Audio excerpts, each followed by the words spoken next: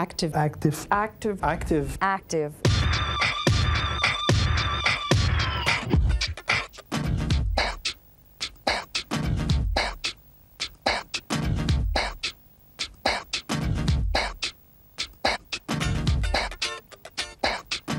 A country like Canada has many different kinds of people, and not all of them speak English as their first language. The lifestyles of people from the United Nations, transportation companies, a francophone school, and a maple products company show how active people in Quebec really are.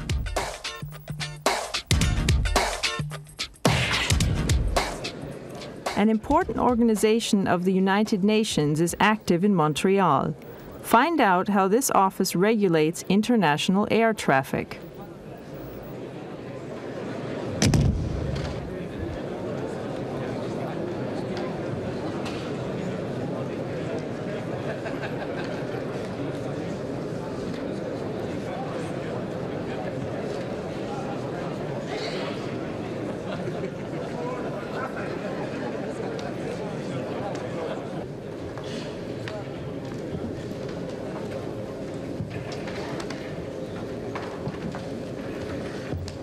My name is Tracy Martineau. We are presently at the headquarters of the International Civil Aviation Organization in Montreal, Canada. Here I work in the Office of External Relations and Public Information. The organization was founded in 1944 in Chicago after the signing of the Convention on International Civil Aviation. ICAO is also a specialized agency of the United Nations and is the only United Nations agency headquartered here in Montreal. The Council of ICAO is composed of 33 member countries. These countries are elected by the Assembly, that is to say, all of our 185 member countries. They are elected and appointed on the Council for a 3-year period here in Montreal. The Council acts as the executive of the organization. They deal with daily matters such as administrating the budget, as well as adopting international standards for which ICAO was created in the first place. On the technical side of things, ICAO has an Air Navigation Commission. This commission is composed of 15 experts in the science and practice of aeronautics. The international standards, which ICAO creates, ensure the safety, efficiency, and regularity of international civil aviation. These standards cover such items from personnel licensing, to meteorology, to the safe transport of dangerous goods, and aviation security. ICAO's international standards are then sent out, if you wish, to our member countries, and it is the responsibility of our member states to take our standards, incorporate them in their own national legislation, and enforce them upon their carriers and their manufacturers in their jurisdiction. ICAO is located here in Montreal, but it also has 7 regional offices throughout the world. They are located in Bangkok, in Cairo, in Dakar, in Lima, in Nairobi, in Paris, and in Mexico City. On a yearly basis, the regional representatives, regional directors, meet here in Montreal to review the problems that they've encountered, the solutions that they've put forward, with a view of making sure that these situations that may arise again in another region are rectified in a similar manner. ICAO establishes, as I mentioned, international standards for international civil aviation. These standards are contained in 18 separate annexes to the Convention on International Civil Aviation. These standards are considered international laws. However, ICAO has no enforcement powers. I mentioned that the states have the responsibility for enforcing our standards, and that is to say ICAO cannot ban a member country, for example, from participating in the work of the organization for non-compliance with the standards. For some of the international standards that we send out, countries will notify us of differences, and we will make this information available to our countries, are rectified in a similar manner. When something goes wrong, it must be corrected or somehow made right. However, ICAO has no enforcement powers. To enforce means to make sure that others obey a rule, like a police force enforces. ICAO cannot ban a member country. When something is banned, it is forbidden by an official power or government, such as the United Nations. For non-compliance with the standards. To comply means to go along with, and so non-compliance means not to obey the rule. The overall purpose of the organization is to ensure, as I mentioned, the safety, the security, and the regularity of international civil aviation, so that a passenger who leaves from Montreal, Canada, flying to India will be ensured that the same service, the same reliable service available in the developing world will be available all over the world to them. Montreal is also home to IATA, the International Air Transport Association, the association for the airline carriers. IATA, ICAO, CETA, Bombardier, Canadair, etc. all play a great part in the development of international civil aviation.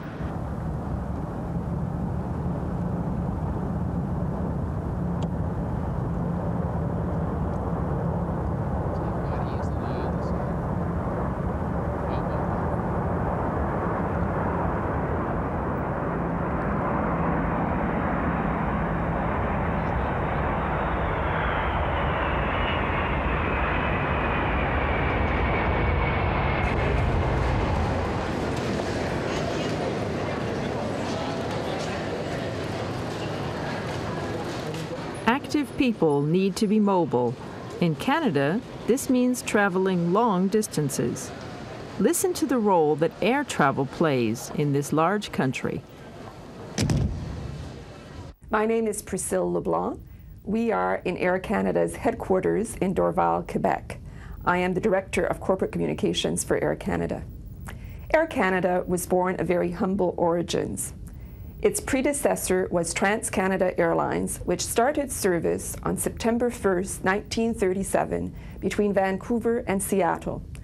On that historic day, a small 10-seater L-10A aircraft flew between Vancouver and Seattle with 2 passengers and many sacks of mail. Since that day, TransCanada Airlines played a very active role in the economic development of Canada. Canada is a very large country and very dependent on air transportation for its economic growth. Therefore, the airline soon became government-owned and operated for many years in a heavily regulated environment. The government had much say into the routes we flew, the fares we charged, and the frequency and the type of network that we had. As the years evolved, Air Canada grew to become Canada's major airline and became a leader in world transportation as well. In 1969, the name was changed to Air Canada formally. Today, Air Canada provides passenger service to 17 Canadian cities, 34 cities to the United States, and 22 cities in Europe, Asia, the Middle East, and the Caribbean. We operate over 600 flights a day in 239 airplanes, ranging from the 50-seat Canadair regional jet to the 234-seat Airbus 340. In 1998, we carried almost 15 million passengers. Our strong international network is further strengthened by our Star Alliance partnership.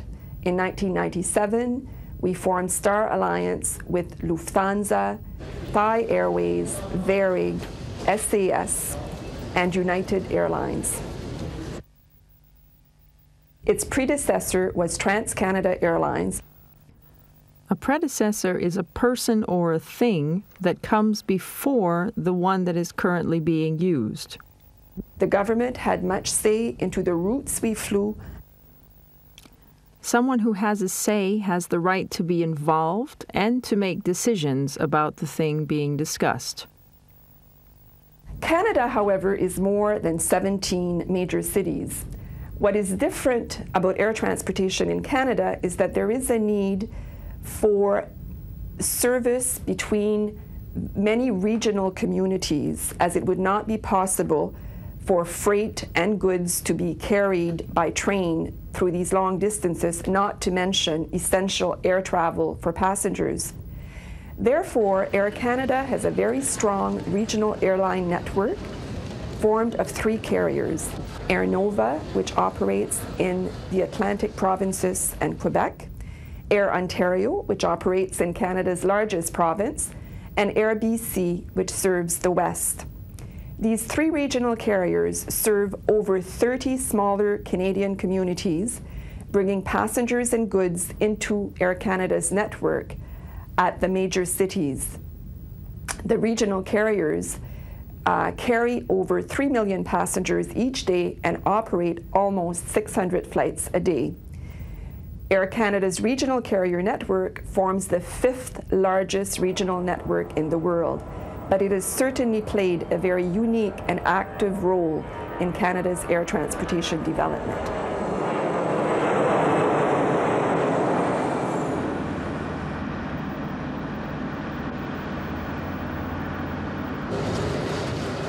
Mobility must also take place on the ground. Many active travelers choose to rent a car. Learn about how one company helps them. Sure. Thank you for calling Avis and Metcalf. Mary speaking. Je peux vous aider. How may I help you? The only other thing is that it would. Okay, so you want to return it downtown? The only other thing is that it would. No problem. C'est une minuit sans.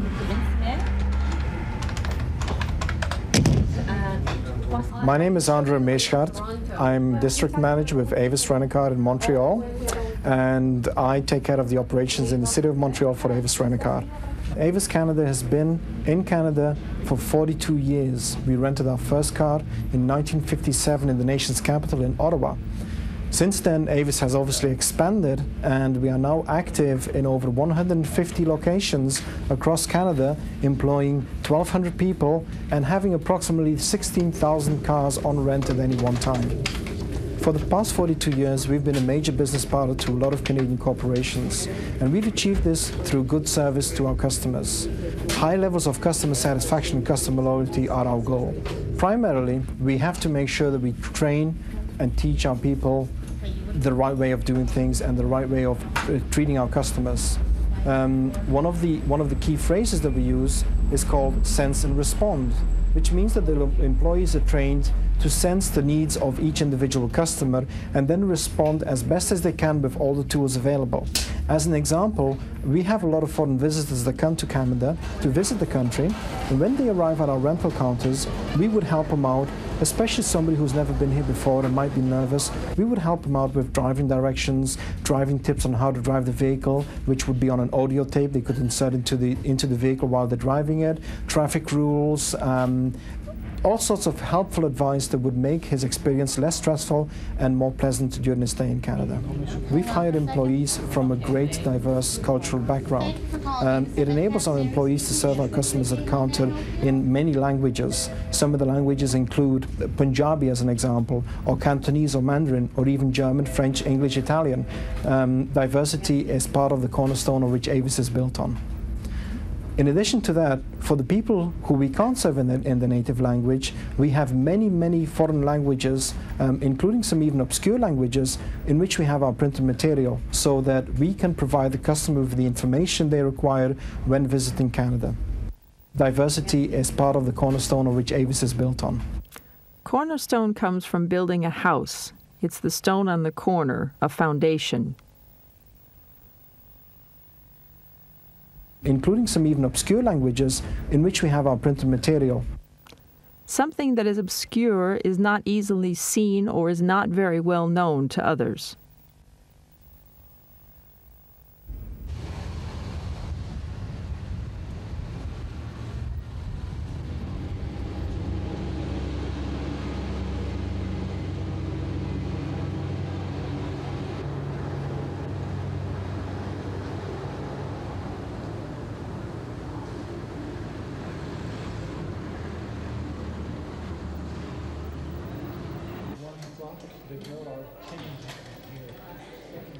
Some of the most active people in a community are their youth. A Francophone school gives its girls many chances to develop and grow. I'm André Paris. I'm a gym teacher in Sherbrooke Collège Mont Notre Dame. Sherbrooke is an hour and a half from Montreal. And the school is a private school, and we are with girls, around 500 students. So we are a small school for Quebec. It's a high school, so they are arriving at 12 years old to finish at 17, 18 years old. We start at 5 years old. They do 6 years in elementary, so they bring them to high school. In Quebec, the high school is 5 years, so they have, during the 5 years, at the end of the 5 years, they have to decide what they want to do in their life. So they have to decide what kind of orientation they want to go for. Those 2 years are in Cégep collégial, and after those 2 years, girls or a student goes to university. When they are arriving, we have French, English, that take a great part of the time with mathematics, and they do science, Spanish too. Here, they're doing more Spanish now in Quebec. It's seems better to have 3 languages, so they do more of that. Well, a thing important in the school is the group, the teacher are very close. Every teacher are in the same place, though we don't have an office for different part like math teacher and French. So there's a place where we could be more active with the teacher and other teacher to feel if the girls are okay in the day. Something could happen to one girl, and we could speak a little bit more. Watch that girl today, she didn't seem to be quite well, something happened, we don't know. So the school is, because it's small, because of the teacher are close, that help a lot to do the main thing that we want to do, education. Mm-hmm. So we like that feeling. Mm-hmm. It's and the teacher are very present in school. They are in some committee where they could see girls not in a classroom but preparing something else. Ecology committee, sports committee, theater. So the teacher are always working with girls, not always in the classroom, but during noon or after school or before school. So the school system is very nice about that here. We like it a lot.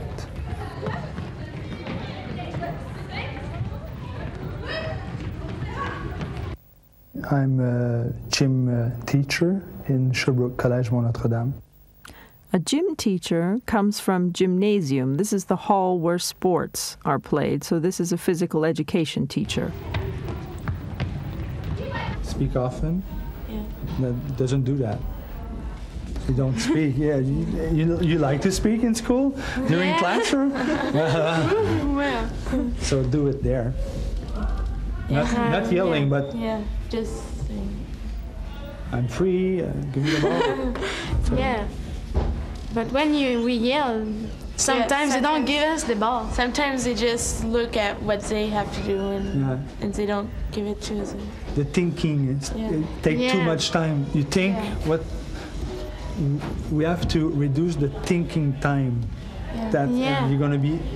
It's gonna be easy for you to play that time. Sometimes you take the ball and you said, "What I am going to do?" You're like, surprise! I got a ball. Yeah. And all the team say, "I want a ball." I want a ball. And they're all like, and you don't know you're going to get which one. Yeah, and they're so close. So why I give the ball to my next girl just near of me doesn't change nothing. Yeah. So it's more. like Yeah, tic-tac-toe. Not yelling, but... Yeah. To yell means to speak very, very loudly, especially when you're excited, as in a sports event.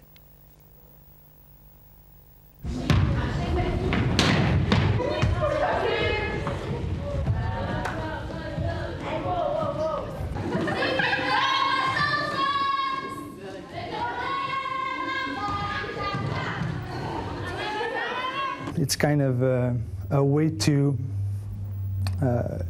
education. We have to do something where the girl could relax a bit. It's nice, it's very important. I like to see girls in a small community so they could see what kind of girl they are, what place they took in the group, and they have to be prepared to act in the society today. That's a nice part. That's the main part for me. Winning is nothing. It's not important, because when they're going to be adult, they will not remember how game they have won. The thing more important is who they are. So if we win, that's another part. That's fun. If we lost, try to find something to so they could be happy what they've done. And that's education that we try to do here.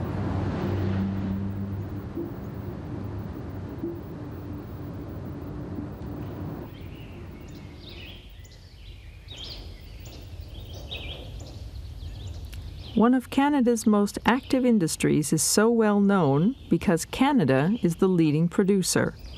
Discover the story of maple products in Quebec.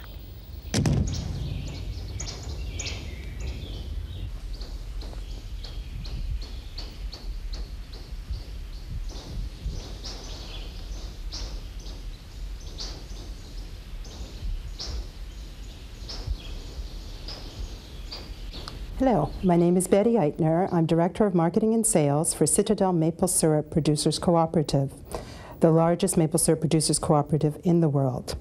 What I'd like to do is tell you a little bit about where maple syrup comes from, where it originated, how it's harvested, how it's produced, and how we in turn bottle it and package it and export it around the world, including to Germany.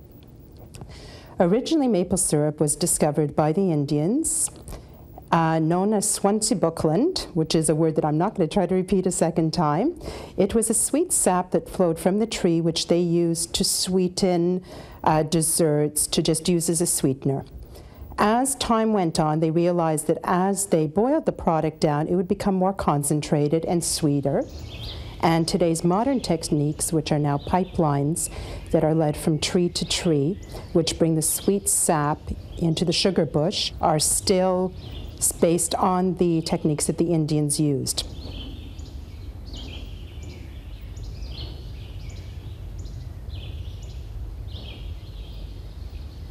It takes 40 liters of maple sap to produce just 1 single liter of maple syrup, to concentrate the liquid down and to bring it to the beautiful amber color and the taste that you have come to know as maple syrup.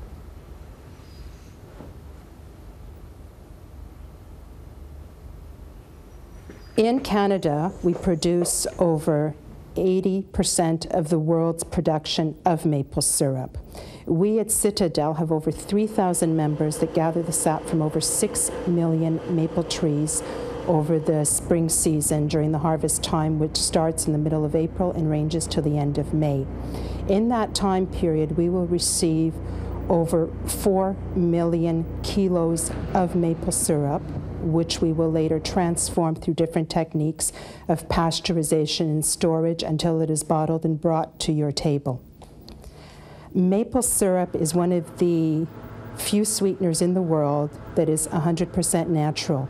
It is boiled down from the sap of a tree into a syrup. As it is further boiled down, it becomes a maple spread, and it is further down, it becomes a maple sugar. There is no refining techniques. There are no techniques other than a pure natural product. It is the only sweetener in the world that does contain minerals, calcium, potassium, and magnesium.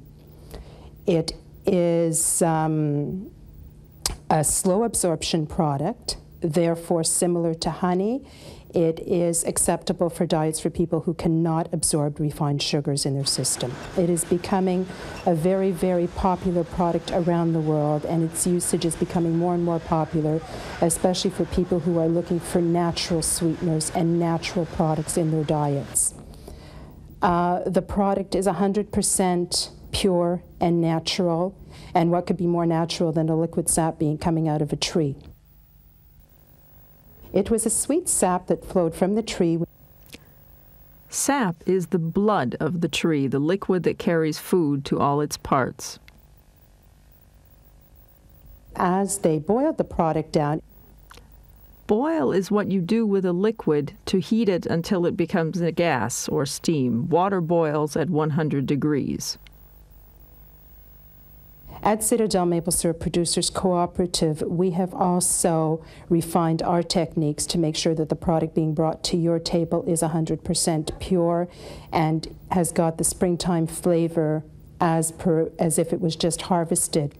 When we bring the product into the facility, the first thing we do is each barrel is tested by a government inspector for clarity, for flavor, and is graded. We, in turn, later will filter this product. We will pasteurize the product and store it in stainless steel tanks with a nitrogen barrier, which will keep its springtime flavor until we further process it. At that point, what we do is we pump it into units which will reheat the product to over 85 degrees Celsius, and it will go through our bottling facility. Our bottling facility then bottles at 85 degrees Celsius to make sure that the product is completely bacteria-free and as pure as nature intended it to be.